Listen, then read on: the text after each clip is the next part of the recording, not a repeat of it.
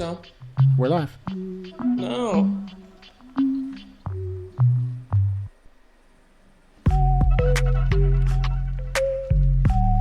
Oh, that's pretty dope. Welcome. He's always bringing that heat. You have to. It's the winter time. It's a little chilly. Like he can light my fireplace up with them beats. Kick us off with the intro, Bren. Huh? We're live. I know. I'm just grooving.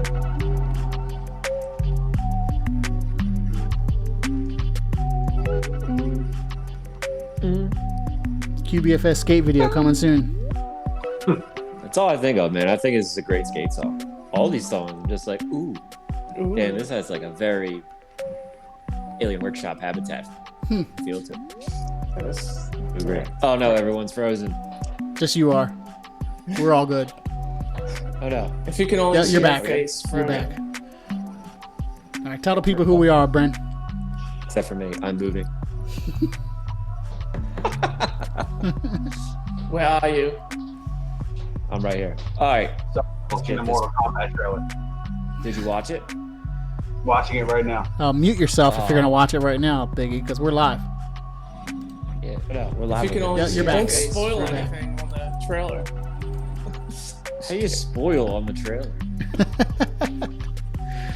Welcome, everybody who's joining. Yes. What's up, everybody? This is Quarterback Factory Show, QBFS, episode number 40. As in a 40 of Old English.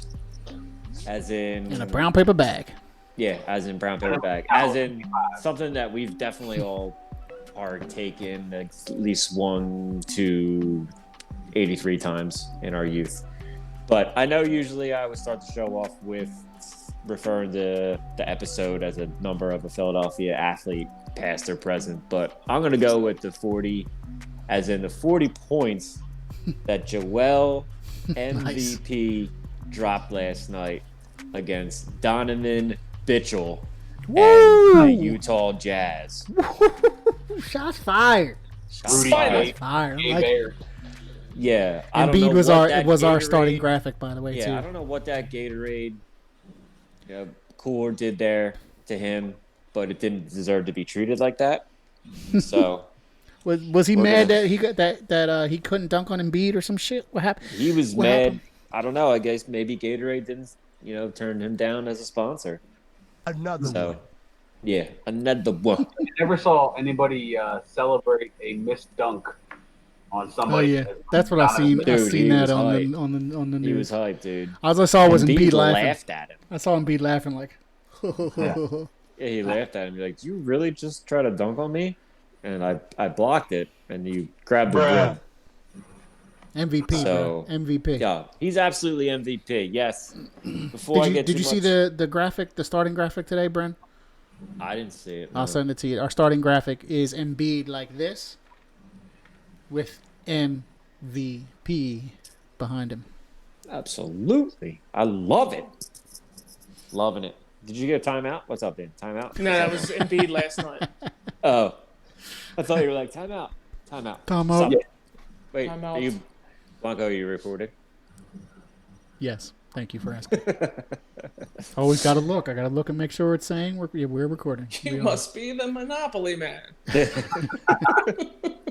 not pass gas. Do not collect $200. Yeah. The free parking. Bumblebee tuna. Bumblebee tune, everybody. Bumblebee tune. Excuse me. Your balls are showing. That was an underrated movie. Hell I have to make sure it's on Blankflix, actually. I don't think it is. Yeah. Bad detective. Have not seen They it. tried in to a long make. time. They're trying to make another one. I think. Really? It's supposed to be his son. They actually did one where it was his like younger son, and it was terrible. It was straight. It was like Ace Ventura, like of his like 10-year-old kid or something, Ugh. and it was like really bad. It's like like Disney Plus before it was Disney Plus. Yeah, pretty much. Disney minus. Bye, Dawkins. Hey. All right, so before we get to off base track here in the Pet Detective world, hey, getting off base track is our brand. It is. It really is. If there was a show that had to come in and go immediately off the rails within the first 30 seconds, it's this show right here. If you want scripts, for that, we are top notch. That's right. If you want scripts, get out of here. You ain't getting no scripts here. No. Comment your favorite movie quote, and comment your favorite movie quote, and we'll run through it. We will go on a tangent. Yes, and at the end of the show, if you're lucky, one lucky fan will get a subscription to Blockflix. Courtesy of us. It's not true. It's not true at all. just go with False. it. Might get more. Just might get I will mull it over. I will think about it. It's an urban legend. There you go. Oh, they scored? Yeah. Oh, fuck yeah. Who was it? G I think again? Oscar? Drew, maybe? Oscar Strong? It was kind of like a random. Sorry, folks. We're currently watching the Flyers Penguins game. Oh wow! Oh, that was great. Great pass. It was Giroux. Finale _7 says, "Stepbrothers, this house is a fucking prison." The planet of what's that? The planet of something sucks donkey dick or something. No, it's like in the galaxy of this sucks camel dick or something. Yeah. House is a fucking prison. All right, so before we get two more off track, you ready with the sound drops there, Blanco, before I do the intros of everyone? Not really, but go ahead. All right, well, I'm Brendan Casey, here as always. And okay, we'll take that. Yeah. We have our Philadelphia sports and technical Jedi Master, Mr. Michael W. Parks Jr., a.k.a. Blanco. Hamburger. Yes, you love hamburgers. I thought it was a lightsaber. I know. I thought it was a lightsaber. Got to change it up every once in a while. Michael had a discussion last week that there is no ham in a hamburger, and I was very perplexed. Hamburger. Are you? Speaking of Michael, he's back after a week hiatus. Yeah. Sorry, I slept. Welcome back. You look good. I had to sleep. Yeah, the bags are not as bad as they have. That's a rubber duck that his kids are playing with. Glad to be here. Yeah, glad to have you, our Eagle Encyclopedia, Michael Rayla, and our resident Googler, author of the Dan Rant, Mr. Dan Wetzel, in the building. We're short the fifth man of the year that's tonight. That's hot. Palumbo, who's currently dealing with Stuff. You're a poopy head. Good luck with that, buddy. R.I.P. Yeah, R.I.P. Sean. buddy. It's all right. We still love you. Fun with that. Yeah. Anyway, few things we wanted to talk about tonight, but mainly I just really wanted to talk about the Sixers and how really excited I am about what they are doing. I really do think it's something special, especially after last night's big win over the Jazz. I really took that as a statement game because going into the All-Star break, yeah, that's great. You can be a top seed going into the All-Star break the first half of the season, but it's how you come out in the second half. Finale _7 said Linda Jackson. I'm sorry. I was late on one of his comments. Why does everybody keep freezing on me? You're not frozen. We can hear you, but I know, but when you freeze, I can't hear you guys. You're the only one that looks like you're... All right, now you're back. You're back. Just keep talking, and everyone will pretend everything is fine. Okay. Fine. So, watching that game last night, it was definitely a statement for the Sixers, for Joel Embiid's campaign as MVP, for Ben Simmons' campaign for Defensive Player of the Year, and honestly for Doc Rivers' Coach of the Year. This entire squad has changed dramatically just in 1 year, and I really do think that coaching has a lot to do with it, if not everything to do with it. And that game last night, like many games we've said this year, the Sixers don't win if Brett Brown's coaching that game. A lot of people are saying, yeah, the Jazz, that was the last game of their 4-game East Coast swing or 3-game East Coast swing before the All-Star break. So they were kind of burnt out, but they came out and hit 21 3-pointers. Hit 21 3-pointers. That's just that was insane. The Eagles. That's the Sixers. The Sixers attempted 21 3-pointers. They made 21 3-pointers. It's like they weren't opposite lying energy. when they said Steph Curry changed this game. It's literally a game of threes. They came down. And freaking Bogdanovich, dude, he's got the over the head. He just catapult behind his head. Yeah. And just like even Dwight Howard. Boom. But yeah, right. You can't. Dwight Howard hit Brendan, you're three. Yo, you gotta tell Jess to stop using the Wi-Fi. Dwight Howard had a huge game last. Shut it down. Can you hear me? Hey, you keep going in and out for me, but I don't know for Blanco. You're real choppy. Yeah, it's the same for me. You're real choppy. You look like you're okay everyone now. Else is good. But just tell Jess to just tell Jess to chill out on the Disney Plus. It's that I am every week. I can hear you. Well, you're frozen, but I can hear you. Did you unplug it and plug it back in? Turn it off and turn it back on. Did you make sure all the wires anyway purely Titan fashionably and color coordinated? Ask somebody in there who can tell us that Brendan is choppy. Anybody besides the four of us? Well, he's choppy for me. He's choppy for anyone else that's watching. That's what I meant. The audience. The Flyers won. The stream come through me.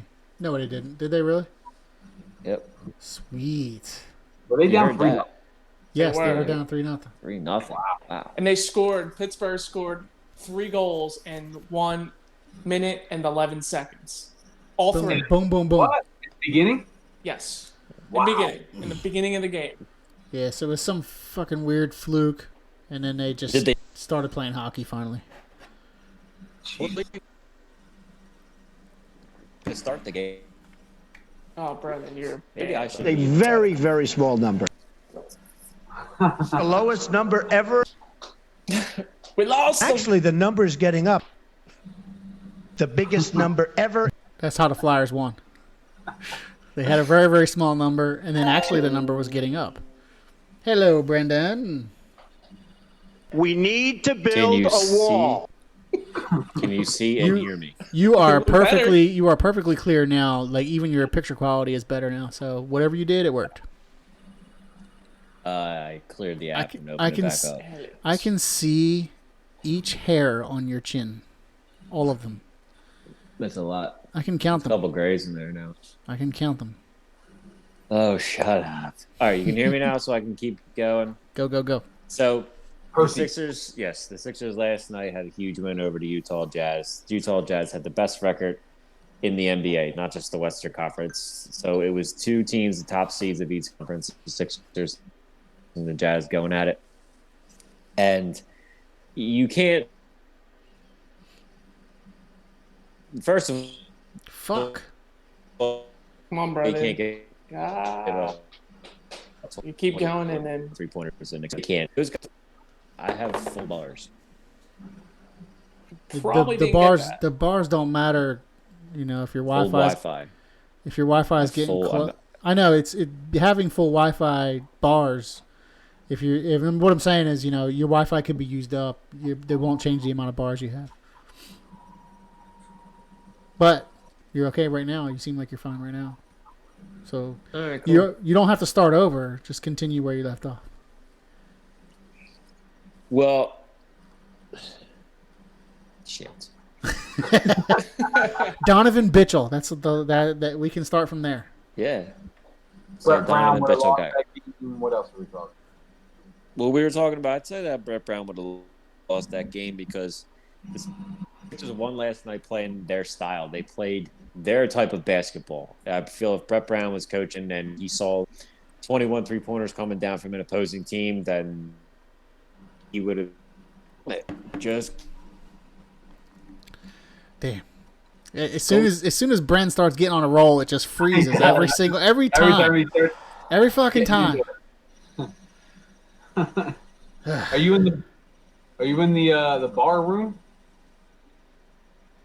He's gone again. He gone. With When he's in the bar room, he doesn't have any issues. So basically, what he was just saying is, if Brett Brown was coaching, Brett Brown would be a little bitch, and we would not win this game. Basically, what he was saying. What he was saying. So, I don't know what's going on with Brandon and his Wi-Fi's, but technical difficulties. I gotta check my shit. My shit's all fucked up because there we go. So the whole split's all messed up too now. Okay, here we go. Brand's back. All right. I'm now sideways. We're on to the Eagles. You're not sideways for us. You're good. Okay. I'm just kidding. We're not on to the Eagles. The last thing you said was Brett Brown. If Brett Brown was still coaching, he'd be a little bitch or some shit like that. Yeah, if Brett Brown was still coaching, then they would have lost that game last night. Just like many games that we talked about this season. Especially last night when they would just came down and tried to hook up 21 3-pointers themselves. They played their type of basketball, their style. They, honestly, they played bully ball last night. They really did. They played their type of ball. They didn't force shots. They didn't. I mean, there was a couple obviously stupid plays here and there, but they didn't quit. There was no quit in them because I felt like every time that the Sixers would come within 2 or 3, they would miss one shot. And then all of a sudden they were down by 7 again because the Jazz would just come down and just like three-pointer, and a foul, 4-point play. So I really have to take my hat off to Doc Rivers for coaching them the way that they've been supposed to be coached for the last couple of years now. And I really think that everyone was probably going to be like, oh, look, the Sixers lost to the Jazz and the Nets beat the bum-ass Rockets last night, so now they're in first place and going into the All-Star break, and everybody's going to suck James Harden's dick. And they're already on that, man. There's no turning back. And you know what else sucks, the Nets too? You know what else fucking sucks, too, that really pisses me off, and it's, like, kind of stupid? But last night, it was the last game before the All-Star break for the 2 top teams in the NBA. Like, literally, you had the Sixers who were in first place in the Eastern Conference, and the Jazz, who have the best record in the NBA, in the Western Conference, and they go 7 o'clock local TV, but you'll put the fucking Nets and the bum-ass Rockets on fucking primetime, or they'll be like, don't worry, coming up next, we got the Pelicans and the Trailblazers. It's like, what the fuck? I'm watching you don't have the right now. Who is it? I'm watching the Pelicans and the Heat right now on TNT. Yeah, I went to when I went to New Orleans once in my life. I actually went to a Pelicans game, and like this was like maybe 4 years ago, and they sucked. I'm sure the game was just like boring. No, they're good. I mean, they got they're probably good now, I guess. Whatever. But back then, it's like nobody gives a fuck about basketball in New Orleans. Yeah. Fuck. That shit pisses me off, dude. That's like the disrespect too. And Joel Embiid, what can you say about him? He's honestly the MVP. If he does not get the MVP, it is straight highway robbery. And I don't want to hear this bullshit sympathy for LeBron. Cool, you're old and you're doing good. That doesn't automatically give you the MVP. You're gonna win shit. Nobody cares. Your team isn't even in first place. Your team's not even in first place. Joel Embiid is setting records. He's averaged, dude. He's had like 30, and he almost had like 40 and 20 last night. Yeah, nobody's doing that. What are They're LeBron's like, Joker. Like, is he even doing well? I mean, I know he's doing well, but like, is he doing well? They lose too much. He's gonna get it because Space Jam 2 is coming out and it's gonna suck, and they're gonna give that him as the consolation prize. But I feel like Embiid and even that dude Jokic, I mean, like he's been murdering. Yeah, Joker has been. LeBron should be the third person talked about. I still can't take him seriously though. It always looks like he has a cold, and he looks boot at the end of a bar or something like a dive bar. Yeah, he looks like the big Russian henchman that like John McClane would fight in a Die Hard movie or something. That's too funny. Yeah. That's right on point. Welcome to the party, pal. Yeah. What do you mean, John McClane? Fight me now. No, he's not the ending boss either. He's like that Sean McClane fights. He's like the one that, like, 45 minutes, 30 minutes into the movie. Yeah, the dude only has it's like the first one he kills. He only has like 3 lines in the movie. Hangs him from the chains. He's dead. Yeah. But then he's not dead. Like, and then like 20 or 30 minutes later, he comes back. And he's alive. And it's like he's about to kill John McClane, but John McClane finds a way to kill him. He's like, like Flounder was saying, like he puts him on the chains or something. It is now your time to die, McClane. Yeah, and then he all of a sudden like has a lighter and like lights his balls on fire or some shit. God damn, Taryn Hatcher. Welcome to the Quarterback Factory Show. For those of you who have just joined. Yes, Taryn Hatcher's hot. Sorry, Taryn Hatcher. But I think Joel Embiid. I think the MVP is just screwed. Like it's just how it's given is just like. It shouldn't be all on stats, though. Yeah, like, the percentage the percentage right now, I think, is like Joker is 1 at like I forget what the percentage is, but then like number 2 is Harden, and then Embiid. The fuck is Harden done besides be fat in Houston and then get traded to Brooklyn, take off his fat suit, and then get a couple triple take off his fat suit. Plays no fucking defense. Joel Embiid is 7'2". Shooting over 40% from 3-point land. At 7'2". Playing defense, playing everything else. Like, yeah, he is the team. He is. I mean, you take Joel Embiid away from this team right now. He's this generation's Iverson. They're a 8th seed. He's had. They're a 6th seed. He's had five 40-point, 10 rebound games, and the rest of the NBA combined has 4 of them. It was also his consecutive 40th game for 20 or points more. That's wild.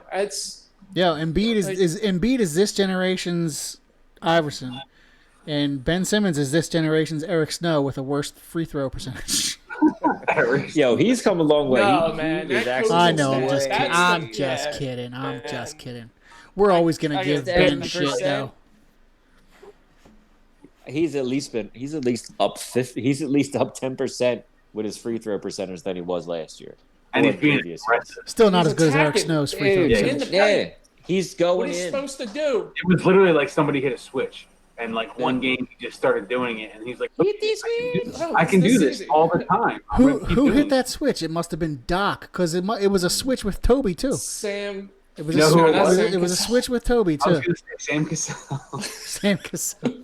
I totally forgot we had him, and then a game like 3 weeks ago, I was like, "Holy shit, is that Sam Cassell on the bench?"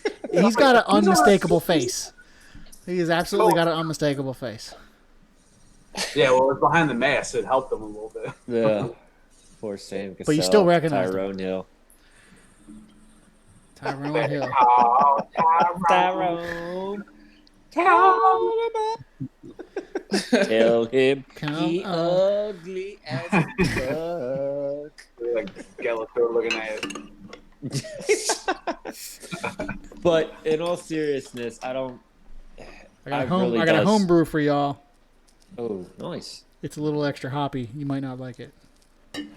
I like the oops. I heard that they recently added more hops. So I just wanted to get what your guys' feel is on the first half of the season, like what you're expecting going into the second half of the season. Obviously, I think they're going to make some type of move, hopefully, before the trade deadline or at the trade deadline, which is later this month. And how far do you think this team can go as currently constructed or with one more player or pieces around? I can't even. I'll go first because I'll be quick. Because I can't even say anything. I don't know. You always say that, and then you go on this huge. I go on a huge tangent. I'm ready. Are you ready? You guys ready for it? I'm not going to say a lot, but get your popcorn. Get your popcorn. So, I'm really not going to say a lot. I promise. I promise. I don't know. It's really freaking me out that I'm sideways still. I don't know who they could get. You guys know me. I don't pay attention to the rest of the NBA. I don't pay attention to none of that shit. I'd be perfectly fine if they don't get anybody. Although you guys talk about Levine and shit and Beal, that would be great. But anyway, I digress again. I'm obviously already going longer than I thought I would. I don't even want to say anything. I don't even want to say what my expectations are or what I think they can do with or without a new piece coming in, a trade piece coming in, because I feel like I'm too used to, like, you know, this team, Embiid and Ben and everybody, things getting to their head, especially Embiid, head getting too big and shit like that, and then some shit happens and they get lackadaisical and they get gastroenteritis or whatever. But I don't want to say anything. I want to be like, you know what? The sky is definitely the limit for this team, and I know that for a fact. But I don't want to sit here and like give them any accolades for things that they have not done yet. I want to see it happen. I want to. It ain't done. We're halfway done. I want to see them finish this fucking season. They finished the first half of the season, yes, with MVP Embiid, and we look great. And I want the hopeful fan in me wants to be like, yes, we're the fucking best. But I'm gonna sit back and chill, and I want to see how this thing plays out. I don't know who they should pick up, what they should pick up, or what they should do. All I know is they should ball their motherfucking dicks out on that motherfucking court and just fucking slap it on that backboard. I don't give a shit. I want to see what they're doing now. I want to continue to see that the rest of the season. Slap. I want to see him ball the fuck out. I want to see Embiid finish the entire season like this, the way he's going, and just crush it. Get that MVP. And if he doesn't get, I don't want him to get the MVP. I want him to ball out, finish the season like this in a record-setting level, and then just snub him for MVP. I want it to be obvious that he should have got the MVP, and I want them to snub him anyway, so that he could just be like, "Ooh, fuck you," and then go win a championship. That's what I want to see. That's what I want to see. And then he can troll the rest of the NBA. He deserves that troll status. He needs that troll status. I want to see him finish the season. I'm done. I think he's already like the best troll. Oh yeah, out absolutely. There. That's what I'm saying. He absolutely is, and he needs this to finish this season the way he's. Give Donovan Mitchell the technical edge. I heard they were bitching. They were bitching about the refs too, right? Jazz and the Donovan Mitchell Jazzes were bitching about the refs. That's what I saw. These Biggie and Brendan are gone. It was on both ends though. He said it's because we're a small market team. It's like, dude, what are you talking about? You have the best record in the NBA. So like, yeah. Have they not held that against you the other 40 games that you guys have already played? Yeah. No, maybe they're just starting now. I think they went like on a 22-game winning streak. Yeah. Like something crazy. You know damn well if there was no COVID, that fucking Utah Jazz Center would be packed with fake-ass fans waving their purple flags with their Karl Malone and John Stockton jerseys on. Is there any other sports teams? People that were ever good for them. Is there any other sports in teams Utah? out there? Yeah. What teams do they have? Probably college basketball. What are they? Are they fans of like Denver Broncos? Is that their closest other sports team? BYU college football. Yeah. Wow. Pretty much. So they got BYU and the Utah Jazz. Yeah. BYU. Wow. Utah has a college, right? They was usually pretty good. Yeah, they're pretty good. I guess they got to decide because they can go to like Las Vegas and root for them too. They can go down. Yeah. They can go. I wonder what kind of football fans you got up there. They're one of those 4 states that all connect in the one spot, right? They got the 4 corners. Yeah, what Colorado, Utah, Nevada, and something else. I forget. I'm not very good at geography. Is it Arizona? I think you might be right. That is. But don't listen correct. Cool. Well, so it's Colorado. My expectations are they need to go to the finals. New Mexico, that's it. New Mexico. New Mexico. New Mexico. Fucking Walter White.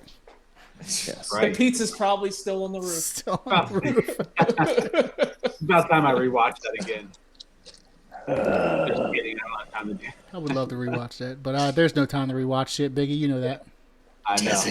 Jesse. Never gonna happen. Run. Wait, was it? Where's the quote? Jesse. False.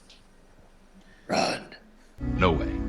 You goddamn right. Let's cook. It never happened. Jesse.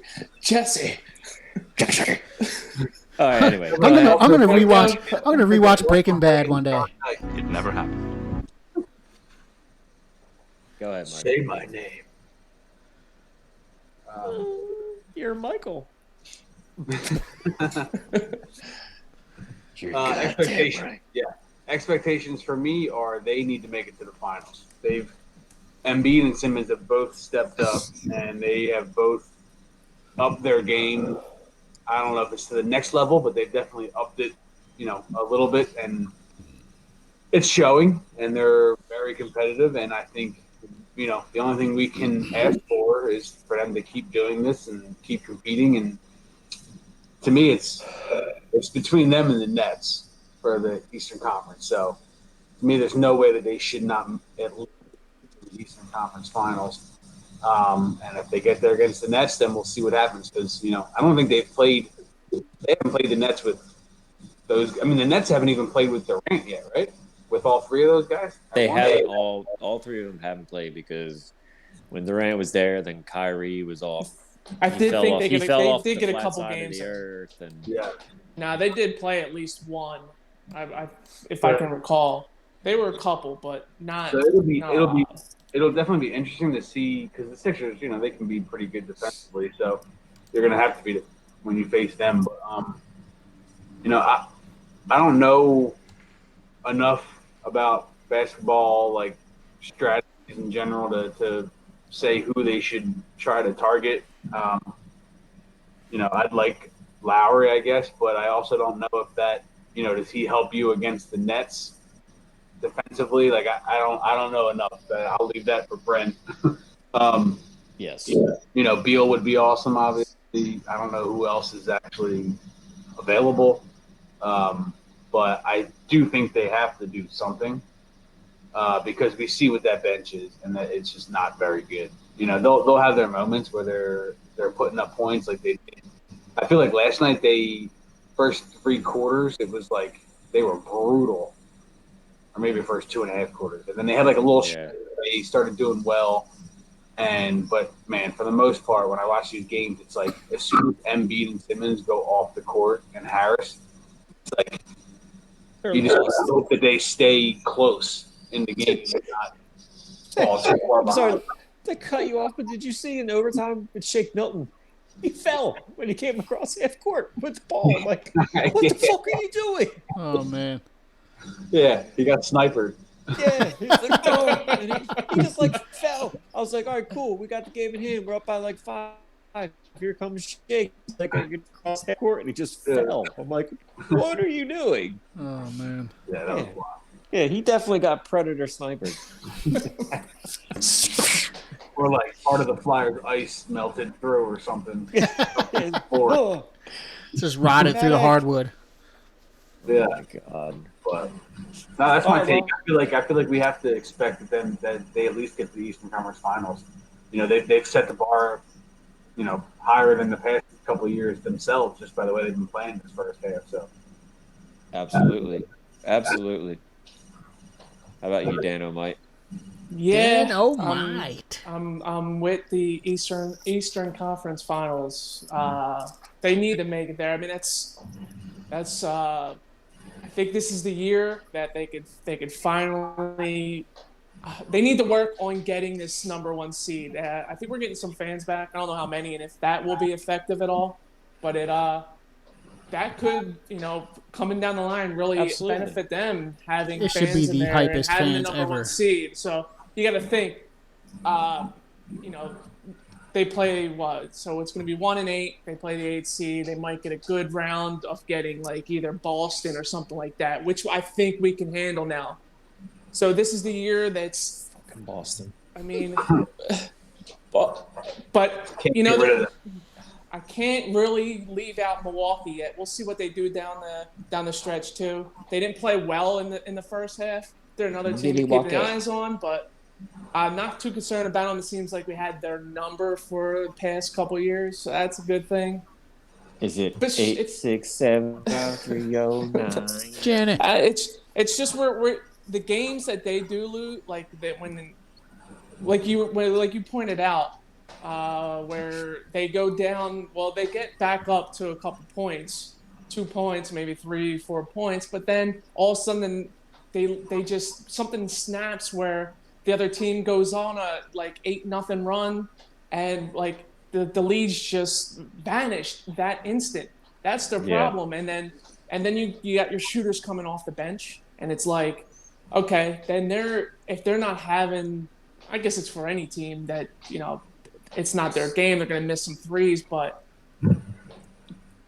it's been early, and it's just been, I think, with the Sixers where they go for the three, miss it, then they just go right down. The other team goes down the court, boom, they make it, and it makes you like, come on, man. That's just irks me. It seems like the kryptonite right now is the Sixers just evolving into this 3 game. We'll see how that plays out in the second half. I'm excited to see if they can if Doc can figure something out on how that's just a ridiculous amount of threes Utah took. Yeah. I mean, if they're on, they were on. They made over 50% from 3-point line. That's crazy. Didn't Clarkson hit like 18 threes the last time we played them? Yeah, and if that's just something, if it comes playoff time and that's happening, so what the Sixers do, once they're getting outplayed like that, they're playing 2-ball instead of 3-ball. So it's like they can't. That's going to be their kryptonite come maybe playoff time, which maybe they'll have that figured out.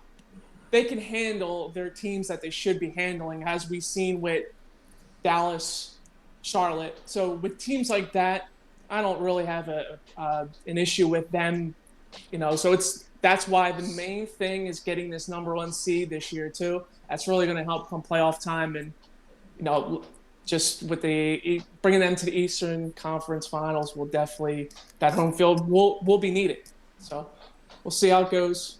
Is it just me, or does every team that the Sixers face for the last 5 years in a row always seem to have their best shooting nights against? Yeah, that's exactly one of my points. Yeah, that's like I was going at. Like, wow, this is the highest percentage this organization's had, and it's all unreal. Goddamn career. What did I say? I think on the text yesterday, I was like, the Jazz are the new Boston Sixers, where they don't miss. Yeah, and that's just. They just fire the fuck away, like you guys said earlier, like Curry and that whole Golden State Warriors, like the Splash Brothers. It's just fucking redefined everything. Yeah, man, and like that, and our team's built differently. I gotta give props to not only Embiid and Simmons yesterday. I gotta give Tobias a huge. Tobias should be up for Most Improved Player of the Year. He might. I mean, he's not technically a 6th player because he's not coming off the bench, right? No. 6th man is coming off the bench, right? Yes. First man off the bench. That's Lou Williams. Yeah. But, man, Tobias played a great overtime last night and won us that game. I don't know if there's like a turnaround player of the year or something, but like Tobias absolutely is the turnaround player of the year. How many people didn't want Tobias playing on this team anymore, and now here he is playing MVP level. All-star level, not MVP. All-star from the All-Star. Oh, he absolutely should have been All-Star. So maybe this will help them. And like you said, Blanco, if Embiid gets snubbed from the MVP, maybe this will put the fire up their ass and fuel that. And come playoff time, they just go in there lights out. Hopefully. Yeah, absolutely, Dan. Absolutely. I like that they don't try to keep up. I know you said that they got to figure out the 3-point game. If they bring another shooter in, like a real gunner, it might not be like a sexy name out there. Like I know we're talking about Lowry and Beal and Levine, and people even floated like CJ McCollum out there. But if they get just like a run and gunner guy, like a JJ Redick, as much as I hate to say that, because fucking Korkmaz sucks. Yeah, he sucks, dude. I'm sorry.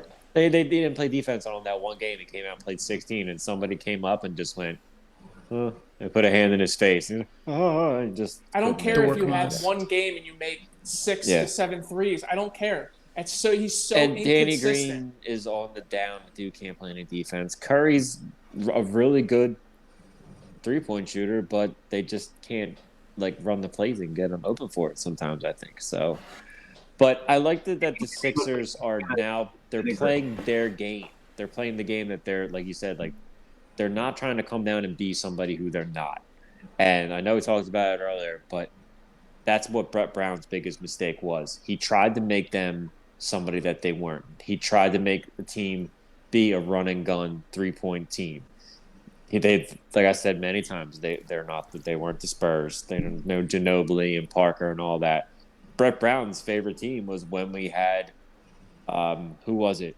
Fucking Ersan Ilyasova, JJ Redick, Professional and the professional.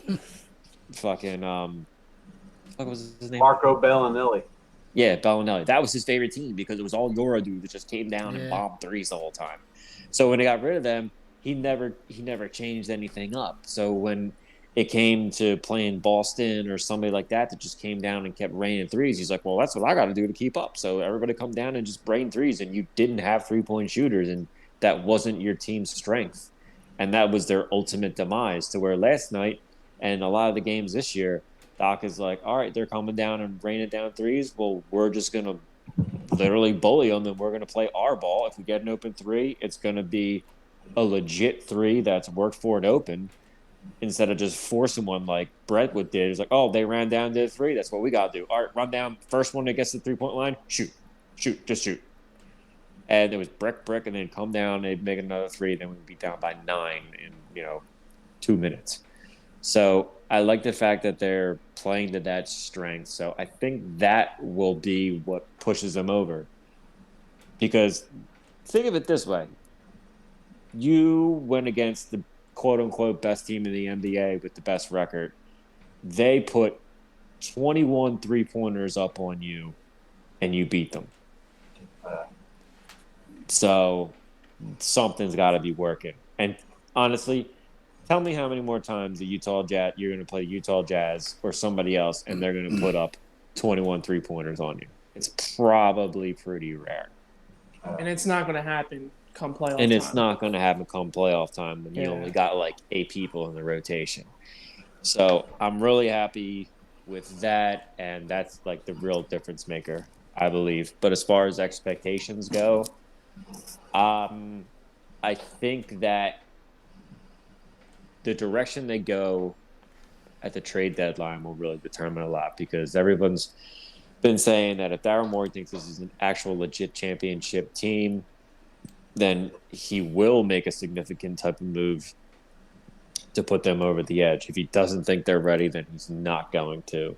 So, me personally, I think you got to go for it. I really do. Embiid is playing at such an elite high level, like we've all been saying, MVP level. Ben Simmons, like we said earlier as well, some type of switch was flipped in him, and he's being aggressive as shit. He's probably going to be the defensive player of the year.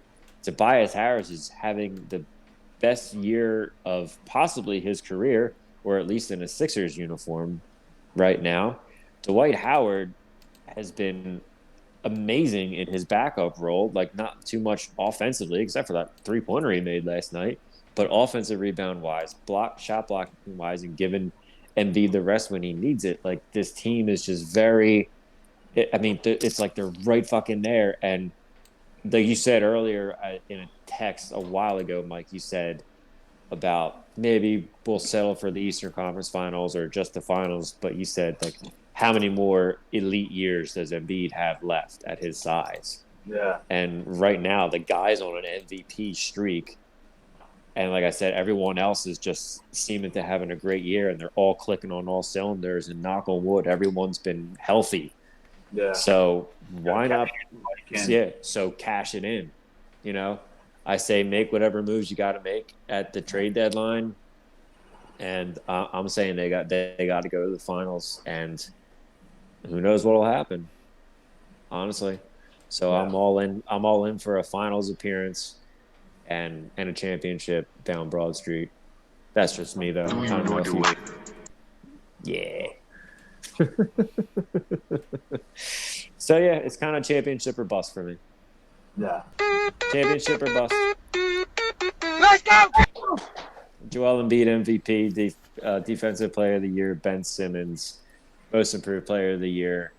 Tobias Harris, even though he's not even in the category names, and Doc Rivers Coach of the Year. Agreed. And best backup ever to Embiid, Dwight Howard. Yes, not Al Horford. Al Horford. Al Horford. Good old Al. Uncle Al. He's out Uncle there. Al. Uncle We Al. hardly even knew you. We hardly even knew you. Thank God. But He destroyed us for sister's years so in bad. Boston. He came to Philly and was And like, destroyed us again. Destroyed. He destroyed us no matter what team he was Destroyed the on. Even when he was on our team, he destroyed us. Fucking DeMarco ass Murray.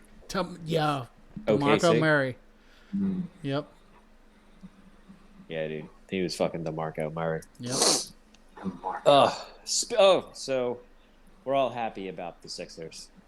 Should I do one of my little announcements now or later?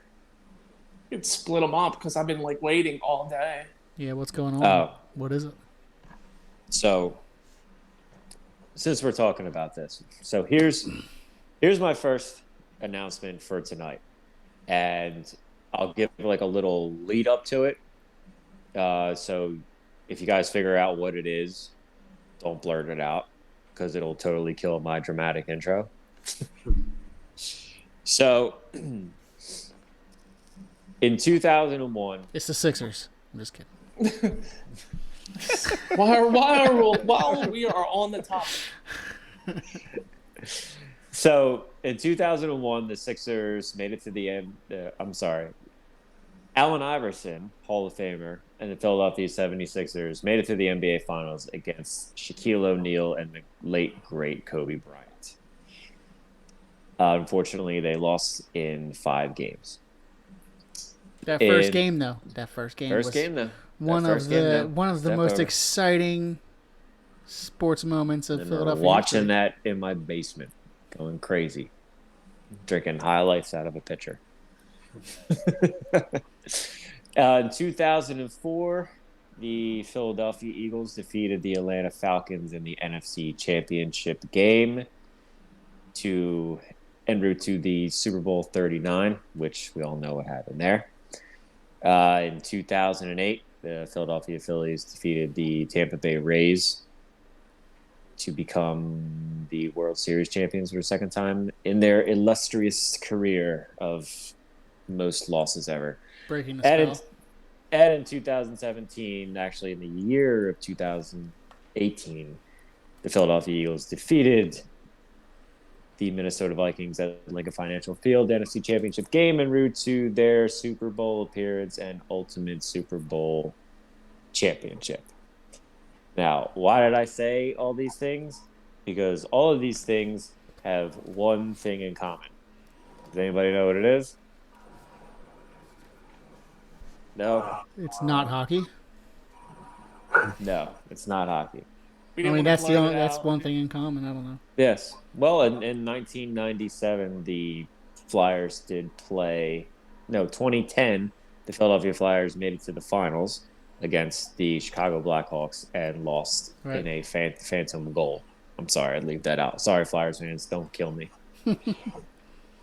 But what all these things have in common is that I was not in attendance for one of those games. Not a series, not a championship game, 0. The last time that I went to any type of significant championship game in Philadelphia was in 1993 World Series, Veterans Stadium against the Blue Jays.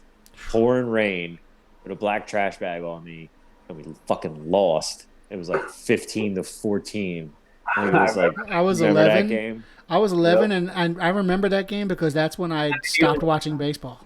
I was so pissed about that. That's the game that went into 2 in the morning, didn't it, or something like that? Dude, it was so long. And then the following year was baseball strike. Wet. I never watched baseball again.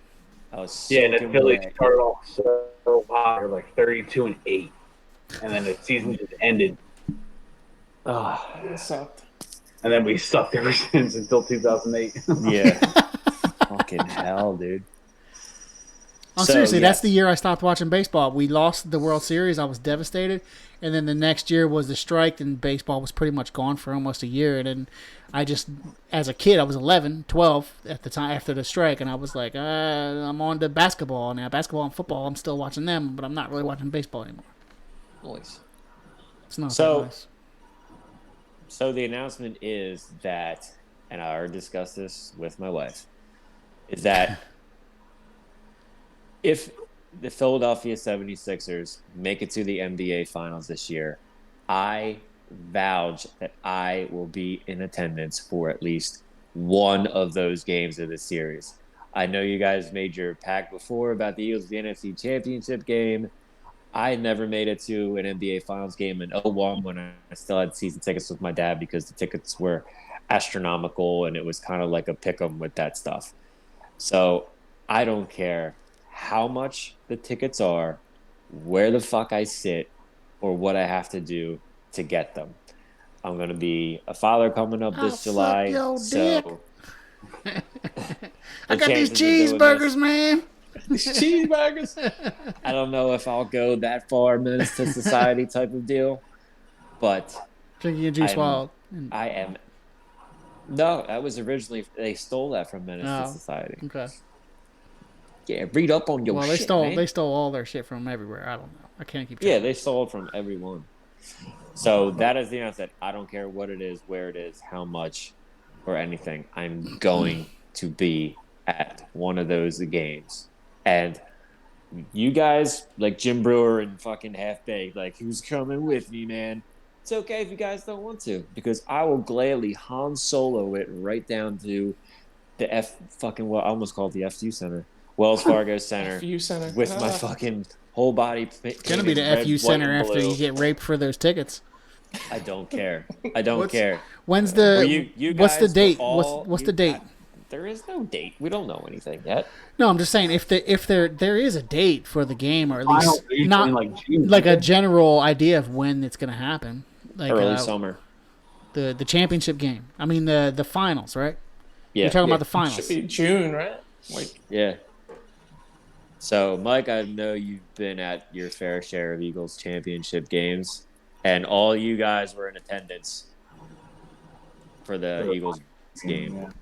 You were at the Vikings game, Biggie? Yeah, you were. Yeah. So, yeah, we were on the parking lot afterwards. Yeah, that's right.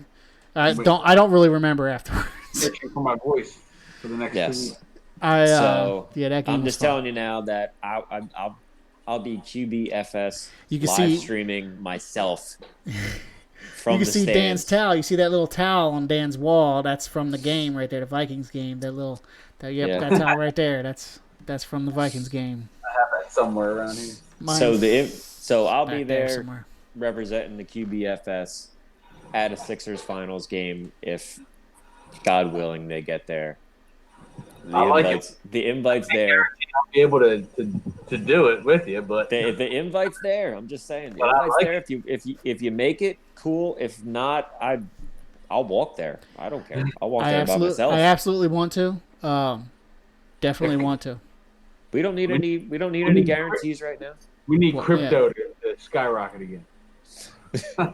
No, don't you're not spending your crypto on this year. You're holding that shit, bro. I know. So it could run into July, the NBA playoffs. The final? Yeah, finals could run into July. Really? Yeah. Well, it's a late start. If comes time to buy, because obviously the Sixers will have to already be in the finals for the tickets to go on sale. So basically, right after the last game, if they win the championship game, then tickets will go on sale. Like whatever day they go on sale, we have to be like hawks on that shit, and we have to we have to buy a game that's guaranteed. We can't buy a hypothetical. Well, I mean, I guess you can. First, if they get the number 1 seed, which would be huge, like Dan was talking about, then they'll get home. So they'll get games 1 and 2 right out the bat. Yeah, but even if they play, Are you talking about the Eastern Conference Championship game or the NBA Finals? The finals, the championship. But what if they play? West. What if they play the other number 1 seed, like it's the Jazz, and they're a better seed? Wouldn't they get the home field advantage? How do they decide that? Is that the All-Star game? It would probably be That's what I think. Is it the All-Star game? I don't know how they do this either. Or it would be the. Well, we could cross that bridge when we get to it. It doesn't matter of better when overall record. It doesn't. But what matters is the Sixers make the championship. They make the finals, and as soon as that last game happens, that they win in the Eastern Conference Finals, and it's done, and that very minute, we have to be like, where can we buy tickets? Where can we buy tickets? We got to be on every mailing list. We got to be on everything, and I'm down. I'm 100% down. This is my birthday present to myself. Good. That's what it's going to be. Good. Let's do it. I think we can make this happen. I mean, I think we can make this happen. Any of y'all are in, cool. If not, I don't think I can't promise, but yeah, it's going to be tough. It's going to be tough because we don't know what the prices are going. I don't know what NBA Finals prices are normally like. Well, opening day for the fucking Phillies is $550. Yeah, that's what I was saying. I imagine after COVID, I think prices are going to be even more. So, and obviously, none of us, the first people who have dibs are going to be the season ticket holders, like usual. Yeah, it's going to be pricey. It is. It's going to be pricey. As to my knowledge, you two paid quite the pretty penny for the NFC Championship game against the Vikings, didn't you? Yes, and it was terrible. It was like $600 a piece. Yeah. Or no, was it? It was $600 for 2, right, Dan? Yeah, it was $600 for 2. Yeah, $602. So. It wasn't too bad, man. It wasn't too bad. I imagine. We could throw it out on credit card, but I think I sold my uncle. Oh, absolutely worth it. Yeah. The week before for like $300 a piece. Yeah. And that was an additional round. Yeah. I'll believe it. Yeah, and we could have gotten them for cheaper too, but I was like, wait, let me see if they go down. But of course, they didn't go down. I should have bought them. I could have bought them. So that's my little announcement: is that Sixers make it to the finals. QBFS will be in the building. So when I'm reading up on it, I don't know if this is accurate, and somebody can correct us if anybody's listening, but it looks like it's not. It's just determined by like regular season record and like your percentage, I guess. If you won, like different things come into it too. Yeah. Other statistics like if you won your division and stuff like that, and won that division. So it's dick size. Yeah. So. All right, cool. Kind of stupid, but hey, whatever. Which is win. That's all you got to do is like who was that? The Giants complaining last year that we threw the game. Whatever. Yeah. I forget the word we're calling, but yeah, they were complaining that that you just win. You would have got in. That's all. Yeah. Let's get there. QBFS at the NBA Finals. We'll make an event out of it for certain. Oh hell yeah. For certain. Motherfucking yeah. 3 out of 4 of us are gonna all have kids by that point, right? Right, Bren? When's your due date? When's your kid's due date? July. Oh, so you're definitely going. You're definitely going to the. It depends on. You might have to leave early though. The finals might be in June, right? Or they might be in July too, though. All right, so we're getting those June tickets, right? Last game to clinch it, and your baby's born. That would be awesome. Bruh, we should have cigars and champagne on hand for that. Birth of my first child, NBA Finals.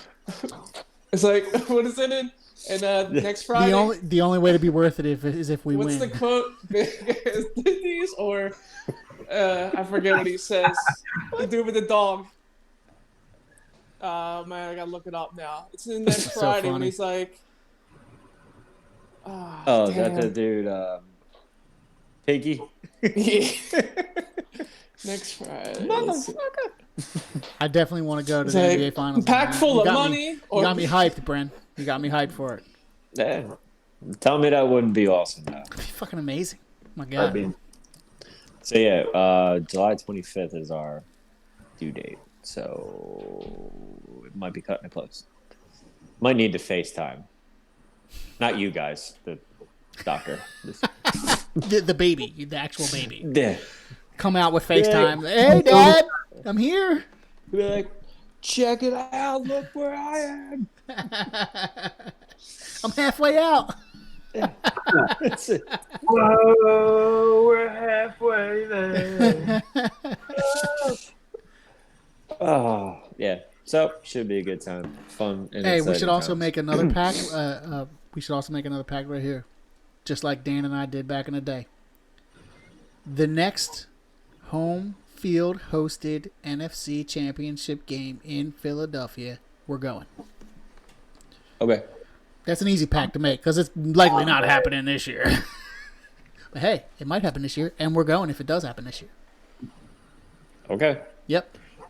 Yeah, how about this? Well, this will probably never happen because it's going to be a year from now and we're all going to have kids.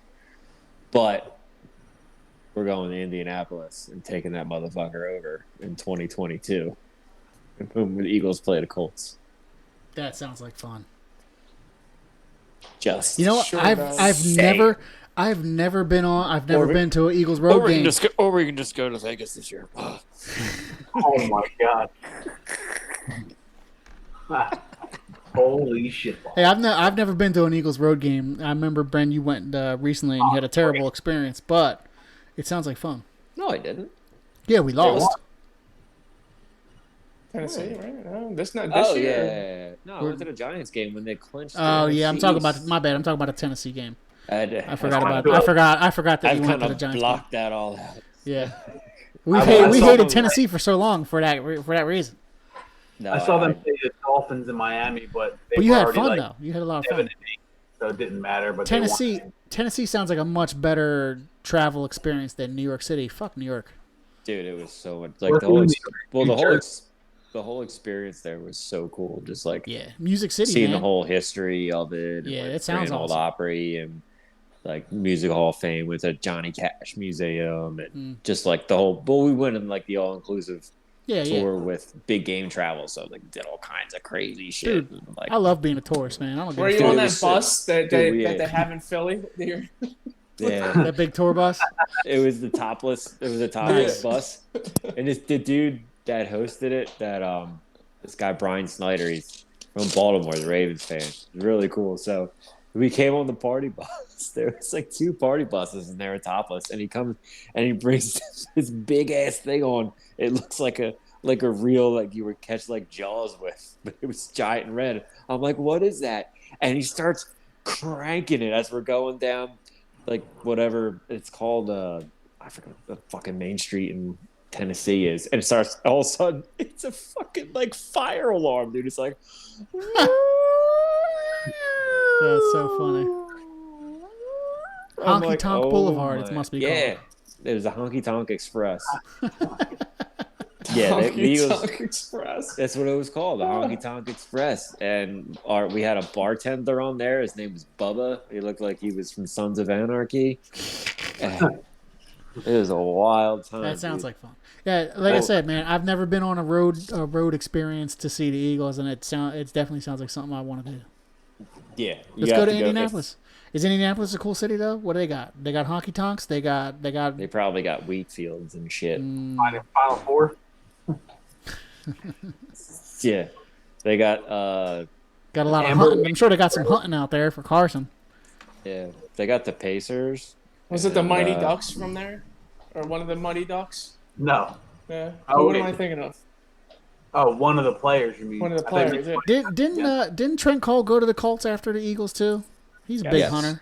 So he'll probably give Carson a bunch of hunting tips. That's Pup's boy. He Yeah, lives that's out in Pup's boy. Jersey. He's seen Yeah, I saw Trent Cole. He's seen them out in Monroe Township. I see Trent Cole all the time. Trent Cole could have played Blade. Yeah. No, right? It's like scary. It's not. Yeah. Speaking of the Eagles, I know, it's a touchy subject. Here Gotta we bring go. it up. But the draft. So the other little announcement Punter, big that I board. had is that a source close to me, close to a source. 6 degrees of sources. Okay. Nah, 6 degrees of Sounds like a sources. band. No, a source of mine is actually very good friends with a certain top draft prospect in this upcoming draft, and told me that the Eagles are in high consideration of this player if he's there in certain situations and if things fall the way they do. And that player is the guy that we've been talking about, Florida tight end Kyle Pitts. It's been around, man. That thing's been it's starting to gain steam. Yeah, it's the choo-choo train is coming out. I know. Yeah, I know we don't have our college. He's a local guy? Yes. He went to my alma mater, Archbishop Wood. Yeah, Wood. Yeah, they're a fucking factory for fucking pro athletes now, man. God, they got guys going in the top 5, top 6 draft picks. I don't even think we won 6 games the entire 4 years I was at Wood. I'm not even lying. These dudes are awesome. That dude's from Philly, too. I'm wondering how they got him there. They have a really good cafeteria. The vending machines are top notch. Dude, the cheese fries there and mozzarella sticks are to die for. Let me tell you. The mozzarella sticks, the little small breaded ones, or the fat breaded ones. Oh, they're those fat square ones. They gotta be. We need it. But I actually choked on a mozzarella stick in the cafeteria at Wood. Dude, I almost did that at an ice skate rink when I was like 13. Well, you're not supposed to skate and eat mozzarella sticks at the same time. All off topic about mozzarella sticks. Cafeteria. And then I was like, oh. I pulled the whole thing out. That's exactly what I did. Yeah. I'm sitting at the table and I was like, and ever since that day, Biggie, you've been teeing off like a champ. Yeah, exactly. It opened up your throat. Exactly. Oh my god. There's still a piece of mozzarella stuck in there that helps the tea just glide down. The gag reflex. It's like, I need a spoon. Every time I eat a mozzarella stick now, I'm always afraid that's going to happen. I'm like chewing it. Actually, yeah, dude. I'll cut them things with a knife before I eat them again. little mozzarella steak dinner. Yeah. So what would you guys think about that, honestly? Like, this guy is bigger than DK Metcalf. He's 6'6", 240. He's a tight end, yes, but they say he could play more of a wide receiver type of role. Would you be willing to go in and take that chance on someone who's classified as a tight end, but it's honestly the biggest offensive, like by stature, physically, the biggest offensive weapon at number out there 6? right now. At number 6. I'm all for it. I mean, I can't argue against it. What did Dallas really say? Like, hey, you're going to be our future. I mean, I'm not taking anything away from him, but man, it's just like now it's going back to like if the guy's there that you need that you think is going to be better than somebody on this team or that can help out, to grab him. Hey, so if there's anything about he's supposed to be the steal of the draft. I'm not sold on Dallas. If there's anything about these NFL fucking players is yo motherfuckers ain't got no future. You better ball your ass off like you ain't got no future.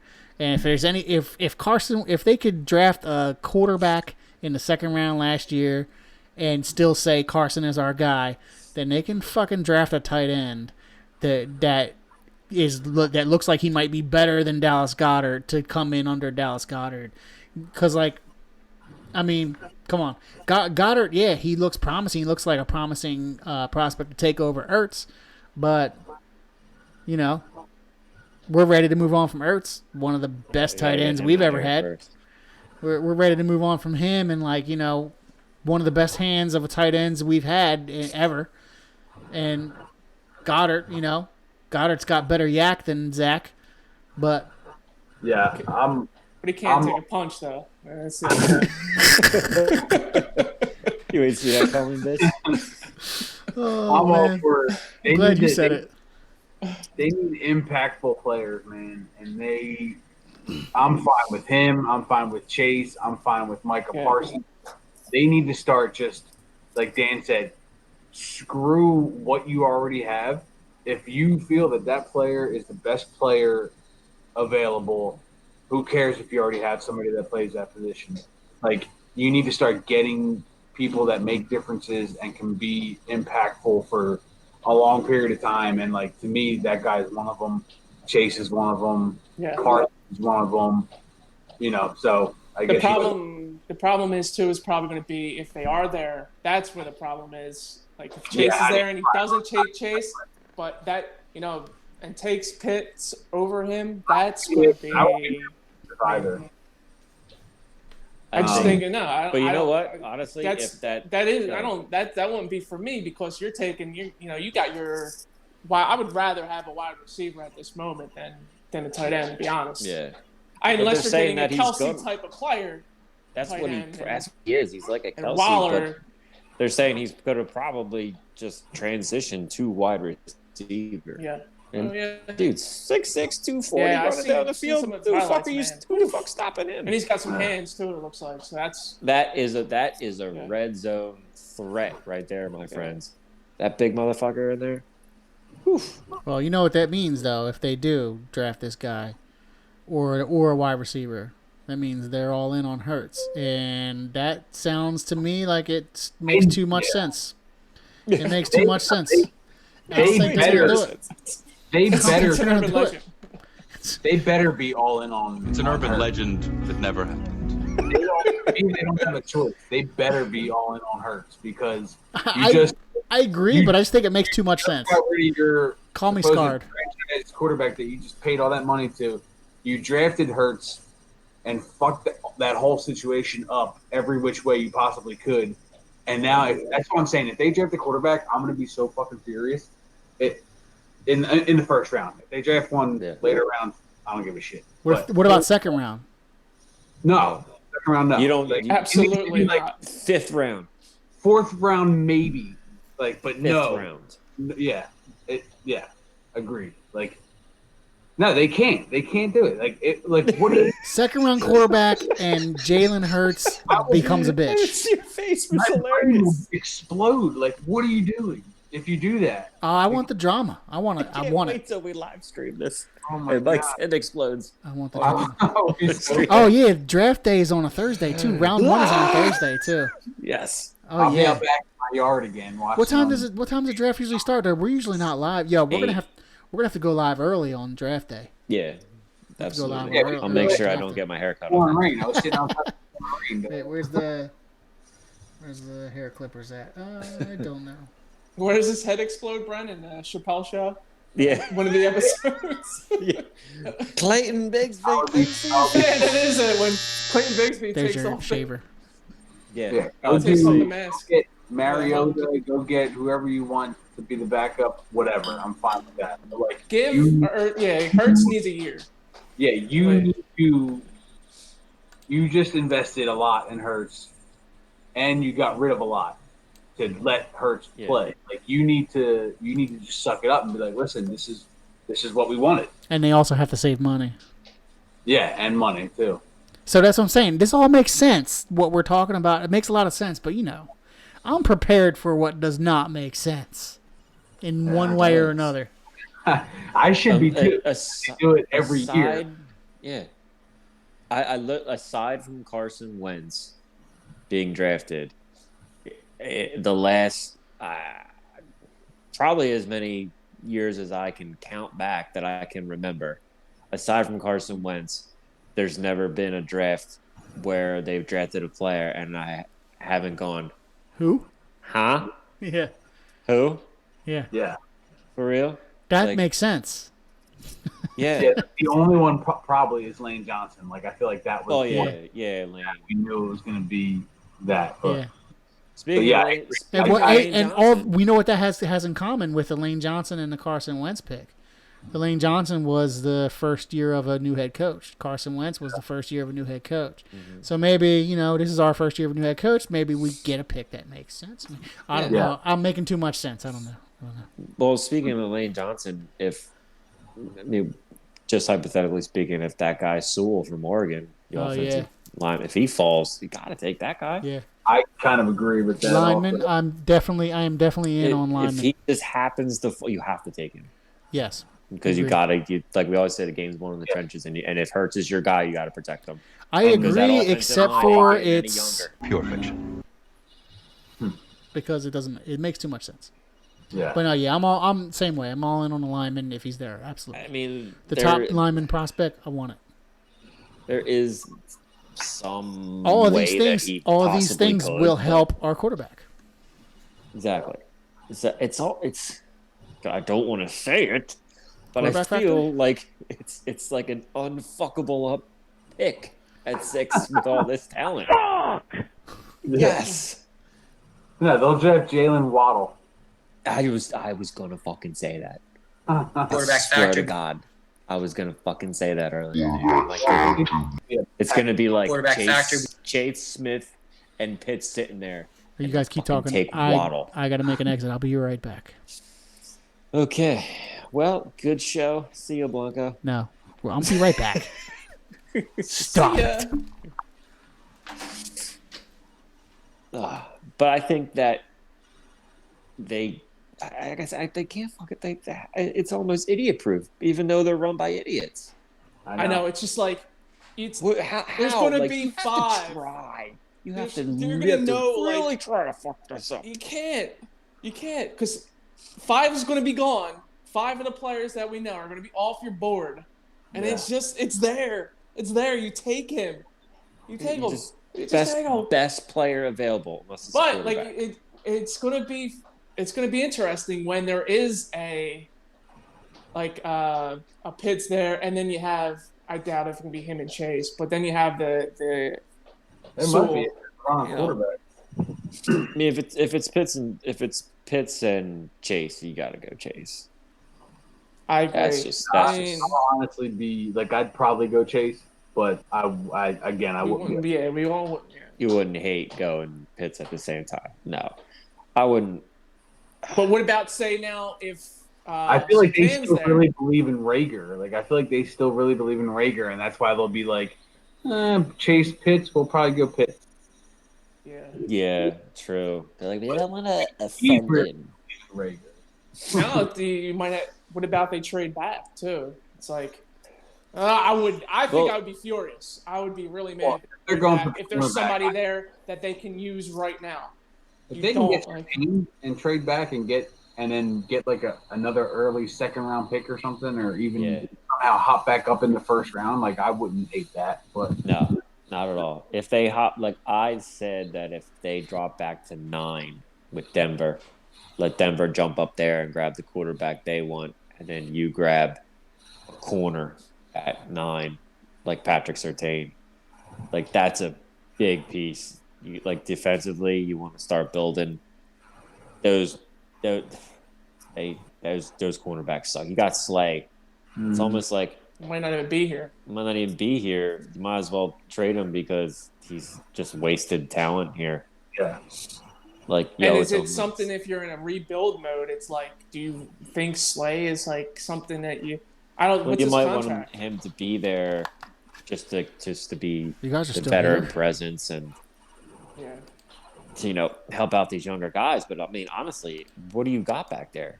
You got Slay, and that's it. You got Maddox. They got to get rid of Slay, don't they? Plays.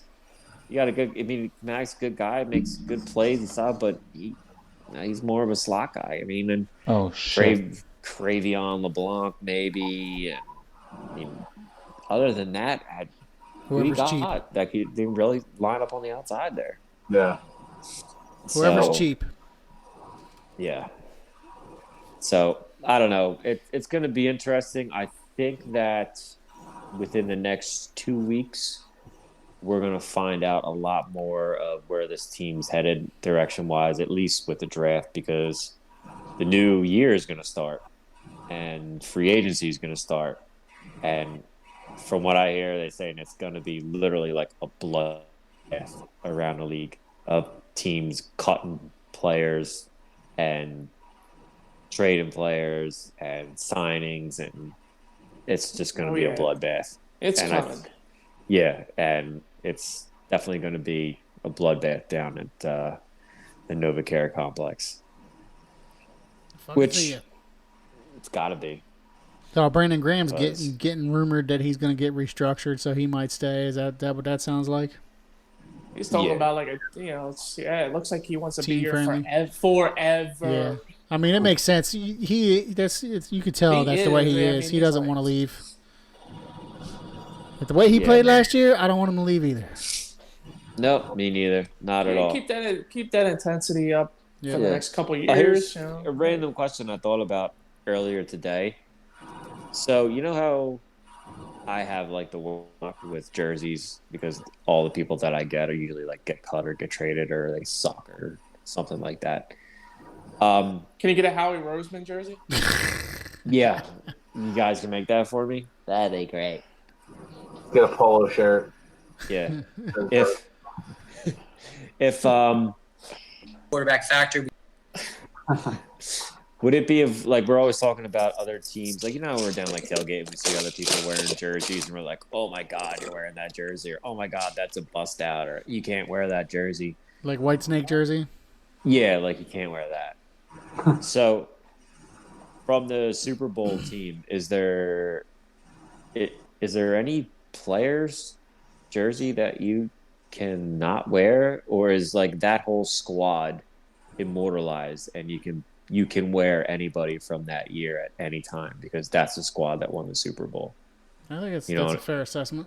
You know what I'm saying? Yeah. I think the only one that people might have an issue with would be Jeffrey, just because of Alshonimus and all that. But I wouldn't have an issue with it. Yeah, I wouldn't have an issue with it. You know what I'm saying? Like if you had anybody think of that people might have an issue with. I mean, I wouldn't want to wear a Jeff. If I had a Jeffrey jersey from that time period, I probably still wouldn't wear it right now. I probably wouldn't, but I don't think I'd give somebody shit for it. I'm trying to think on that whole team. It's a solid point. Let me ask you this: what about Carson Wentz? I was just about to say Wentz. He just left, man. You're gonna see Wentz jerseys for a little while at least. Maybe a couple years from now, we can say, "Hey, man, put that Wentz jersey away." No, I don't know, man. I think it's done. I don't think you wear it. Yeah, I won't be wearing mine. Yeah, I wouldn't wear mine either. I'm done wearing mine. But I'm saying we're definitely going to see people wearing them this year, possibly next year. But I think maybe the year after. Depends on what happens this year. Still see McNabb jerseys. So if obviously we're probably not going to have a great season this year, and so I would say the next 2 years you'll see Wentz jerseys still. Maybe they'll fizzle out on the second year. Third year has got to be the end of the statute of limitations for the Wentz jersey. So not this year, not next season, but the season after that is when, if we still see Wentz jerseys, we got to be like, hey, yo. Yeah. Violation. If Jake Elliott doesn't fix his foot, yeah, I think I'll be wearing his friggin' jersey, even though no one caught one. Hey, Cameron Johnston jerseys. Yeah. Like if I rolled down, if I pulled up to our parking lot with like a Nate Sudfeld jersey. No, like if I pulled up to the parking lot with a Patrick Robinson jersey on, I would say that's bust out. Oh yeah, absolutely bust out. Absolutely. That's the turn the game around, man. The championship game. The only thing I'll ever think about is the Vikings interception return touchdown. And it was the end. From there, that was the end of the game, basically. Yep. Yeah. All right. Definitely a bust out. So Alshonimus is the only one that would probably be a question mark, and Wentz got a FOH. You got to fizzle him out first because it's still fresh. Yeah. It's like a fresh breakup. Yeah. Got to cry it out first. But they want to know it's not you, it's me. But Nelson when you do see people, Aguilar, wow, Aguilar's a good one. There you go. Aguilar had a great game in the Super Bowl. He did. That whole year was just phenomenal. But it's like, but you know what I think you have to do when you talk to somebody with an Aguilar jersey, you got to be have like the Super Bowl patch on it. Yeah, I thought the same thing. You have to have the Super Bowl patch on it. Okay. You just can't have a random Super Bowl patch Modell's gets a pass. Jersey. R.I.P. Modell. Or a jersey. And it has to have that Yeah. on there. Yeah. Super Bowl patch. Because otherwise you have to explain it, and nobody trying to listen to you. Yeah. Like he rolled out like if I like a Jay Ajayi or a LeGarrette Blunt jersey. I'd be okay with either of those. I'd be okay with either of those. All right, cool. Well, so then I guess Jay Ajayi jersey. When you see, if I don't know what number did he didn't have 36 the Super Bowl year, right? Did he have 36? Yeah, he did. Yeah. Mm-hmm. Okay, so if you see the Jay That's Ajayi, a Westbrook. You're not really gonna know it's Jay Ajayi until you see the name on the back. So I don't know if anybody has a 36.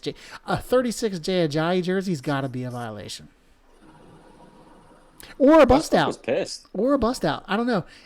How many people are you going to see in Philadelphia with a number 36 Ajayi jersey?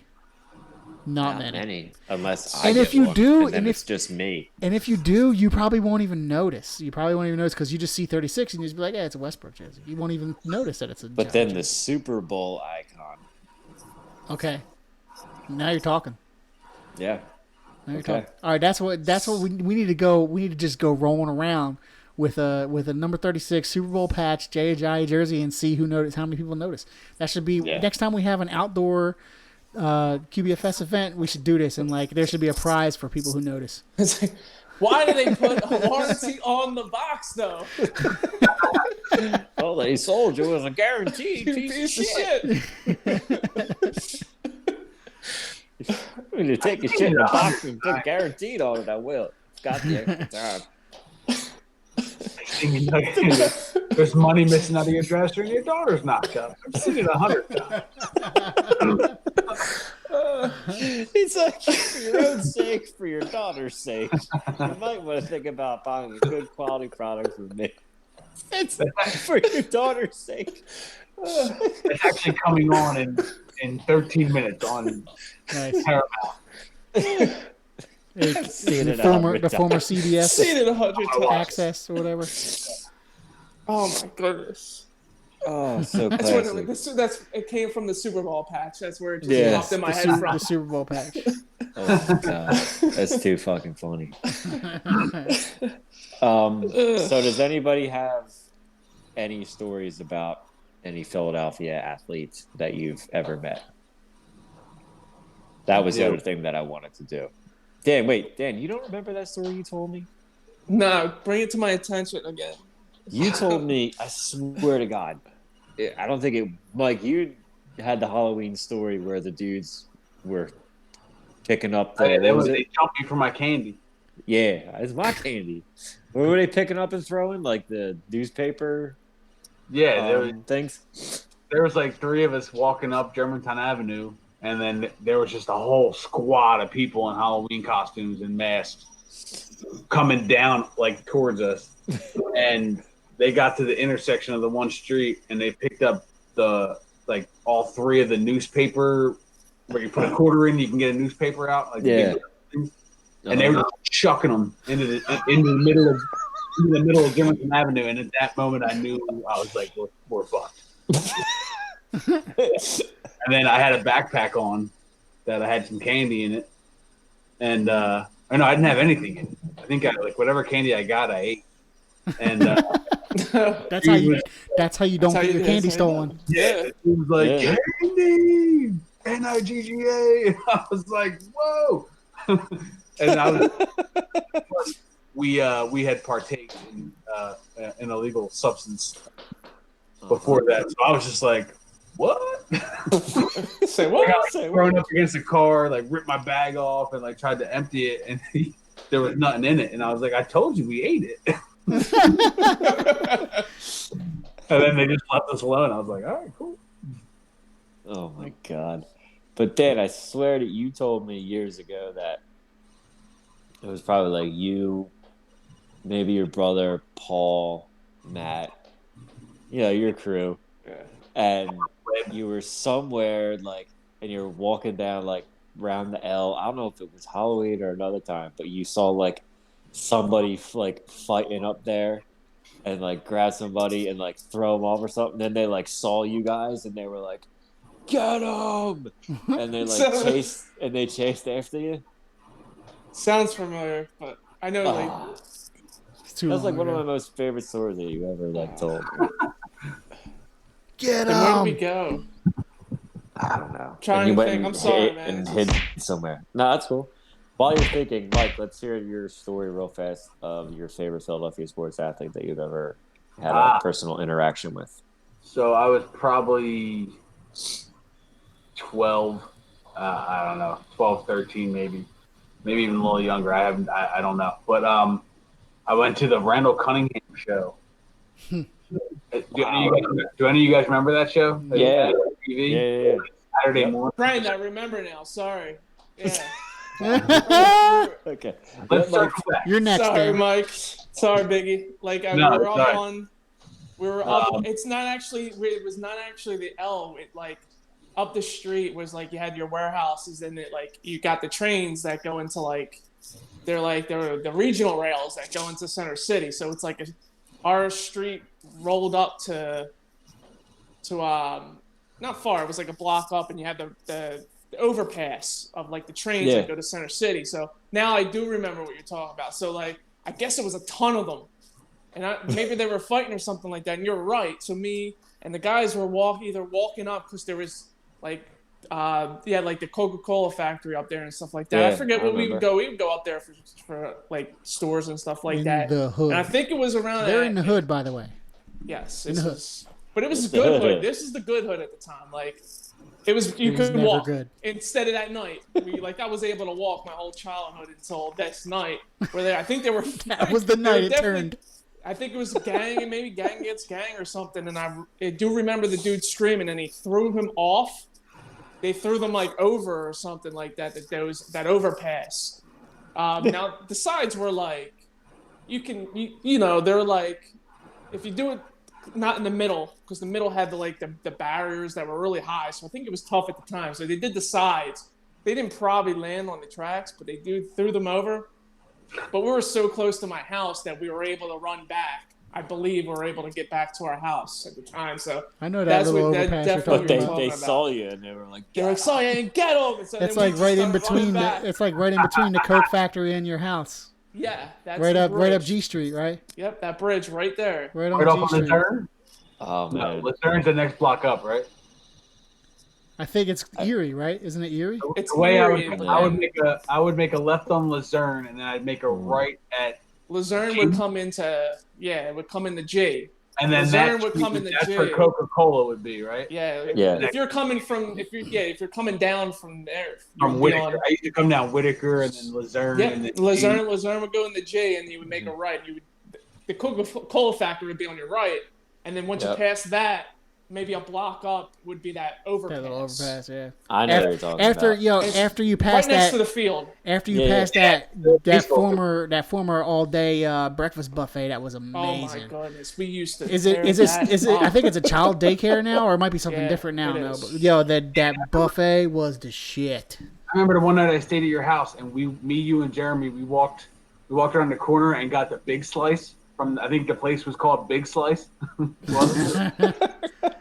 On Tioga? Just a catchy name. On Tioga, right? It was at G and Tioga. Yeah, that was on It Tioga. wasn't Big Slice. It was now it's classic, but I don't know if it was classic pizza. That's it. Classic pizza, bro. Classic, right? Classic pizza. I got a sausage slice, but the sausage was just a bunch of sausage balls in a mound in the middle of the pizza.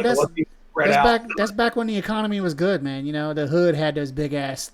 Slices of pizza. One quick more story about that place. Before me and Verse, we probably just got done just slugging 5 Silver Thunders. 40s. Silver Thunders 40s. Silver Thunders. So this is when 540s. This is when there was no technology, right? And there wasn't even. They just invented the light bulb. Not even a little bit of technology. There's nothing, right? So some random dude, me and him are in the pizza shop getting one of those slices. And then the dude had a Bluetooth in, and at the time we did not know nothing about it. So he was talking to somebody in that, and me and him just looked at each other. We were just bursting out laughing because we didn't know who was talking to. I remember those days when people looked like they was talking to themselves on the Bluetooths. Oh man, I remember those days. Those were the days. Oh my god! Sorry for that, but. All right, now I got to give my Kensington story. Imagine. Yes. Sorry, I'll make it as quick as possible. So, I love the hood. So good times in the hood. Yeah. So Jared and I were skating at the dock, and it was like a random like Saturday winter like cold night, and Jared and I skated on the dock, and then we partook, and then so Not 540s.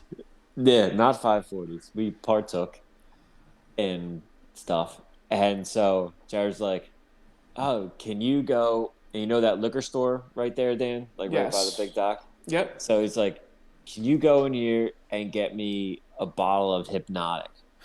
And I'm like, man, this is a long time ago. If Hypnotic was a yeah, thing. dude, Hypnotic was out. He's like, can you get me Hypnotic? I'm like, what? I was like, okay. He's like, it's a blue bottle. So I'm like, I don't even know what this shit is. So I walked in there, dude. I don't even know what I'm looking for. I'm, floating on cloud 9, shaped like a dinosaur, walking around this place, and I'm like, where is this stuff? And I just keep walking around and walking around. All of a sudden, this dude comes inside, and he's like, all right, everybody, get on the motherfucking floor and get butt naked. This is a motherfucking robbery. Naked. He's like, this is a motherfucking robbery. Tell me you got butt naked. I was like, holy shit. I was like, is this fucking happening right now? So I look up, and the dude behind the counter was like, don't shoot. And I'm like, oh, fuck. And then they both start busting out laughing because they knew each other. And I was like, I just thought, and then the dude turns around, he saw me, he's like, oh, my Were bad, you butt dog. naked? Yeah, I turned around, I was butt naked on the floor. He's like, oh, my bad, you can put your clothes back on now. And he's like, my bad, I didn't think anybody was in here. And I'm like, man, I'm just looking for a bottle of Hypnotic. They're like, oh, all that stuff's behind the counter. You got to ask for it. I'm like, what the fuck? So I buy it and come out, and Jared's like, thanks. Yeah, Jared's like, thanks. I'm like, don't ever ask me to do something like that again. I guess you gotta. Can we spare one more? You guys gotta tell the cat gotta hear Junebugs thing real quick. Dude, I was just about that. Brendan, do you remember that? Dude, what? Junebug with his six-fingered paw. Oh my god! We were laying there. We were on the couch on the floor. We're like, what the fuck is that? What's happening? Go ahead. I was like, what's the... Yeah, we were downstairs. We were sleeping over. Mm-hmm. And I think we were watching... You guys had like the hot box or whatever. So we're like just trying to flick through channels to find something to watch. Yeah. And Junebug was like right by the one wall. And I was like, what the fuck's he doing?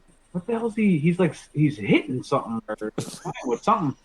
And he's just like batting something in the air, and he's throwing it up in the air and just hitting it repeatedly. I was like, what the hell is he hitting? And I can't remember if it was me or you, but like one of us like got closer up to it, and he was like, fucking mouse. He's hitting mouse. Having a great old time, dude. Just like swatting shit out of him. I remember it would like try to like scamper away, and he would just be like, "Bok!" like right on the tail, and it wouldn't go anywhere. And he'd be like, "Fuck you, go!" And they would just like a Tom and Terry. Is Junebug still alive? Nah, she gone. How long ago? Rest in peace, Junebug. She's been gone for a couple of years. I was gonna say this had to. R.I.P. She lived a while though. She lived a long time. Yeah, she did. Sammy just passed away too. Emo. Emo was my homie, man. Me and Emo. Yeah. Emo wasn't very cool with many people, but Emo was cool with me. Emo would just chill with me in that basement. We had some cool pets, man. Tom Brandy was cool. Tom too. Brandy, bro. Tom Brandy. Tom Brandy. Deer. Fucking deer. The deer. Yep. Tom Brandy the deer. What? Why is your dog hoofing me? Literally had hoofs. Yeah. It literally had hoofs. The paw, the hoof, it's a sin, man. Half dog, half deer. And Tom Brandy lived a while too. Lived a long time too. And so did Emo. Tom Brandy. And then there was Jack. Jack, yep. Jack was he was cool, man. Yeah, miss him. Cool little pitbull. Oh God, yes. All right, so Randall Cunningham show. Oh yeah, so we went to I forget what channel it was on, but we went to the main line. It was whatever channel's out on the main line, and we I don't remember how. I don't remember how we got the tickets. I have no recollection of any of that. I just remember being there in the studio and there's probably like 15 of us, like maybe 20 fans that sat and watched the show. And they were getting ready to play the Cowboys that weekend. So, and it was Ron Burke. Remember Ron Burke? Yes. He was the host of the show. So it was Ron Burke and wow, and they had, because they were playing the Cowboys that week, they had Irvin called in, like he like conference called in on the screen. So they had him on the show too. And they had that technology back then? That was probably mind blowing. They had was somebody on Bluetooth? All I remember is he was looking for a bottle of Hypnotic, and he was trying to get an earpiece in, and he was eating M&Ms or something like before we were back on live air. And they also had Darren Woodson on. Or no, they didn't have Darren Woodson on. They had a question about Darren Woodson. So the reason why I remember this is because they called on me to asked me a trivia question, and I think I won like a T-shirt or a hat or something like that. So they called me. So Eagles Encyclopedia. Yeah, right. Of course you got it right. I wish there was DVR. I actually didn't get it right. I'll explain why. There's no technology. It was false. DVR so I could like record it because I was actually on TV. Like they panned to the person. It's an urban legend that never happened. If there was no DVR. So Ron Burke asked me, he's like, who has thrown, or what was the longest interception return for a touchdown against the Eagles, and who threw it? And I said it was Randall Cunningham, and while he's sitting right there, like 7 feet away from me, Oops. I was like, it was Randall Cunningham, and it was 98 yards by Darren Woodson on the Cowboys. And Cunningham, Ron Burke doesn't say anything, but Cunningham, like we connected eyes, and Cunningham is like this. He's like, and he's trying to tell me like, but my dumbass was just like, Cunningham's looking at me, and I was just like, I love you. He was trying to tell me +2 and make it 100-yard I return. still love you. I was just like 98 yards, Darren Woodson. And Ron Burke was like, it's actually 100 yards by Darren Woodson, but we'll give you the hat. So you almost had it right. Darren Woodson, right? But yeah, it was cool because he was just like behind Ron Burke, like trying to help you out. Nice. Yeah. Nice. So that's my my interaction with a star, Eagle star. That's awesome. Yeah. Blanca, do you have any? Yeah, I don't have many, but I have just one. Yeah, I have 3 or 4 I can share with you right now. It'll only take about 45 minutes if you guys are cool with that. No. Yeah, hold on. See ya. I guess both of them are like literally the same interaction. So I'll talk about Trey Burton when I met him in person. The other one is Malcolm Jenkins, but I swear to God, literally, they're both the same exact interaction. I met Trey. I seen him in the airport in Venice, and I knew it was him. I was like, that's Trey Burton, and we caught eyes, and I was wearing this exact same shirt, exact same shirt in the airport, getting ready to fly back home to Philly, and I seen him. We caught eyes, and I saw him like look at my shirt. And like kind of like he could just tell that I was a Philly person. Obviously, we're all getting on a Philly plane too, and I could tell he could tell. And we just had that locked eye moment. And then he went to the bathroom, and I was still in the waiting area. Then we got on the plane. I obviously boarded first because I don't make much money as Trey Burton does, at least back then. And so I'm in my seat, and I'm like, yep, Trey Burton's definitely coming past here. I know it because he's from Venice. He's a Florida Gator. He's from Venice, and I was like, Italy?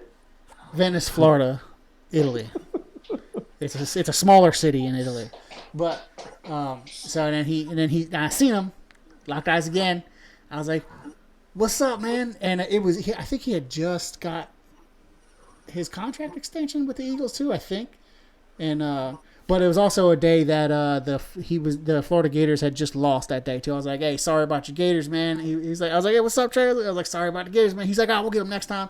And I was like, I was like, "Go Birds, man!" And I had to do this. I had to show them the tattoo because that's what I do. Yeah. Whenever I meet an Eagle player, 2 of them to be precise, they all saw this.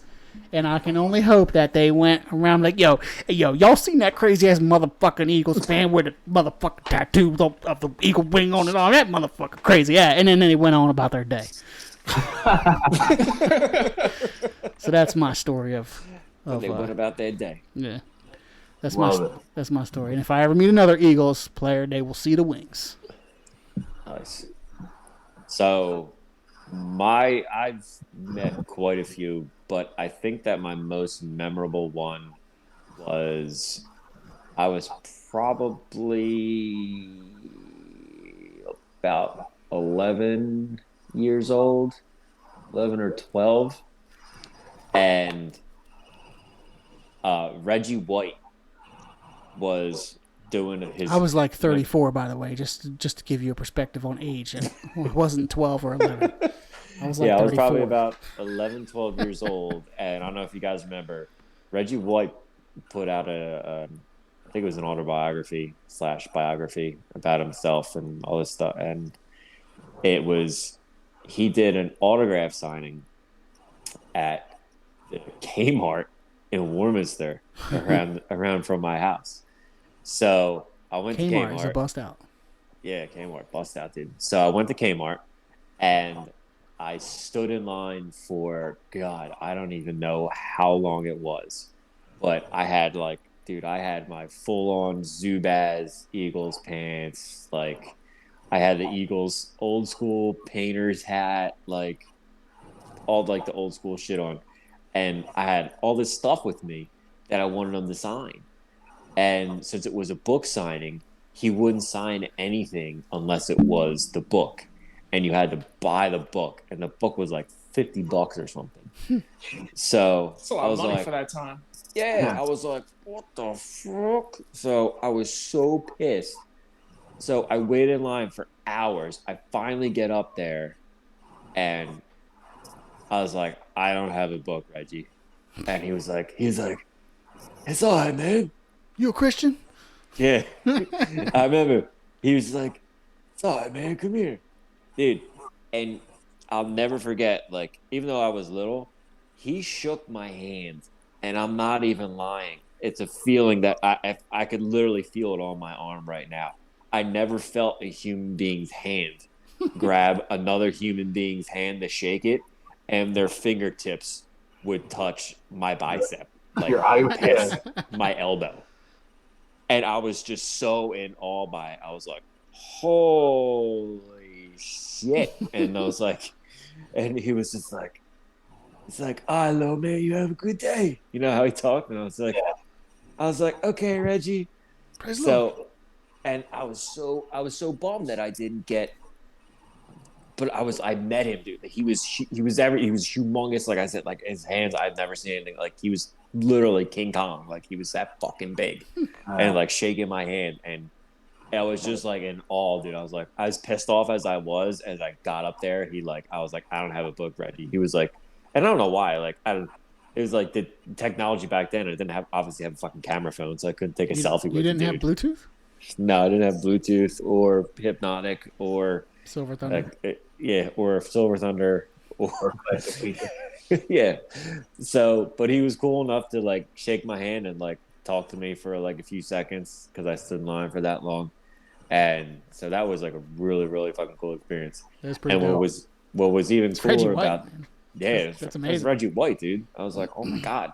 And what's even cooler about that is, I don't know how long after that it was, but he did an autograph signing with Mike Golick at my brother's work at CNC Ford in Horsham. And again, like I went up there and my brother was working there at the time because he's worked there forever. And I went up there and I got there with my dad and literally it was like an Eagles game. There were so many fucking people at this car dealership. It was obnoxious. I was like, my dad, he couldn't even pull like into the parking lot. The Naval Air across the street, like people were like parking on the lawn. I was like, fuck, you know. So like we kind of got out. I'm like, this is fucking pointless. So I remember like I went to bed that night and I got up the next day and my brother was there and he came down and he would always like fuck with me in the morning. So I get up and I'm like, come down, and he fucking beams this football at me and just like, and I get up and I like turn it over and it was signed by Reggie White and Mike Golick, football. I hope you caught it. My brother's like, he's like, I told Reggie that you met him at Kmart and you didn't get a book signed. And he's like, I got him to autograph this football for you instead. That's awesome. The football's still at my parents' house. It's in my dad's closet. Fucking football with Reggie White and Mike Golick's autographs on it. Nice. Hell yeah. Nice. It needs to be in a stand, man. Yeah. That's pretty awesome. cool, huh? Hell yeah. Praise the Lord. Praise the Lord. Praise the Lord. Drink a monster. Drink a monster. Cheers. May I don't have a purple monster. Grace. How about that dank nug? Dank drink, nugs. Mike? Delicious. THC in a can. Yeah. What time is it? Pretty good. It's time for me to go to bed. We're 2 hours into the show. Wow, that was not good. All right, well, I think that's big gulps, huh? All right, big gulp. See you later. All right, well, 2 hours in, I think that's enough show for tonight, boys. What do you think? Sounds good to me. We'll just give a quick shout out once again to Sixers. Good luck this weekend in the All-Star game. Hope that Joel Embiid, Ben Simmons, and Doc Rivers represent. Oh yeah. Flyers, I know you've been a little rocky here and there, but had a big win tonight over the hated rival Pittsburgh Penguinos. Fuck them, coming down from 3-0 to win 4-3. Play them again this weekend. So Yep. Play it again this weekend. Let's do it. And be nice. Another statement. Yeah, be nice for another statement. Penguins are hot too. Penguins were hot before this game too. Now they're a flightless bird, like they always are. Phillies. Sorry to get to talk too much about them. Wait. Let's go over the jokes again. Go Double. Mike, Biggie, tell us what was the joke again? Oh, yeah, Odubel Herrera. Odubel had a pretty good game today. He had a home run. It's good to see that he's hitting baseballs now instead of women. Oh shit! Sorry. I thought that's why you were setting it up. Yeah, me too. Hold on. Then I got it. You ready? It seems that Odubel Herrera has a real stranglehold on hitting those curveballs lately. Got him. God, we're definitely getting canceled now, and we're not even not endorse any domestic violence. No, we don't condone any type of domestic violence. I don't even condone Odubel Herrera being on this Phillies team. If you or anybody you know is a victim of domestic violence, please call. There's a hotline you can call. It's 215-436-9389. QBFS stress line. Give us a call. We'll play your stress message on the fucking air. But if you're from Illinois, but if you're from Pennsylvania, Illinois, don't call that number. We're not licensed in your state. If you're in Indianapolis, playing for the Colts, we're not licensed in that state. If you're a 12-point buck in the state of Indianapolis, we can't protect you from Carson Wentz. Don't move out of your house just because your wife says so. Remember, at your home too. Stick to emails. Lay off the social media. Expect your wife's lawyer to do a thorough investigation. Do not do cocaine. It is cocaine, hell of a drug. Unless you're in Missouri or Illinois. We don't sell cocaine in them states. If you would like to smoke marijuana on the streets, you can go to Denver, Colorado, and do such a thing. Or go to Utah. Or the great state of New Jersey, which it has recently been legalized. But if you cross the Ben Franklin Bridge, You're a racist. You can spark up. Call 215-436-9389. The stress line. Yes. All right. Well, we're done with the show. So thanks for tuning in, everybody. Thank you for watching, subscribing. Tell your friends, tell your kids, hide your wife. Don't go to the hood and order Hypnotic at a liquor store. No, don't do that. See a Or gang on a bridge. don't go to the curse hood. somebody off. Run. Just stay away from the overpasses. Don't throw old school newspapers. Always remember, Hypnotic is behind the shelf. It's not on the counters. It's not on the shelves. It's behind the counter. Do not wander up and down aisles aimlessly looking for Hypnotic in the hood. And remember that the Eagles' longest interception return for a touchdown against them is 100 yards, not 98. +2, baby, +2.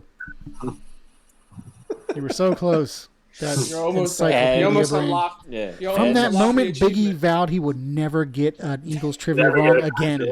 He was like, I fucked up. His lifelong. And Trey Burton is actually from Venice, Italy. So Yeah. Venice, Florida. Venice, Italy, Florida. It's a smaller Jupiter, town. Florida. That's why Florida's so weird. Jupiter, Florida. What the fuck? Uranus, Florida. All right, well. I'm going to bed. Yeah. So, All right, guys. All right. Hide your kid. All right. We'll see you all next week. Thanks for tuning in. All right. Why you keep telling us to hide your kids? I don't know. Brand's like, hide your kids. My kid's coming out soon. He's gonna attack all your kids. Yeah.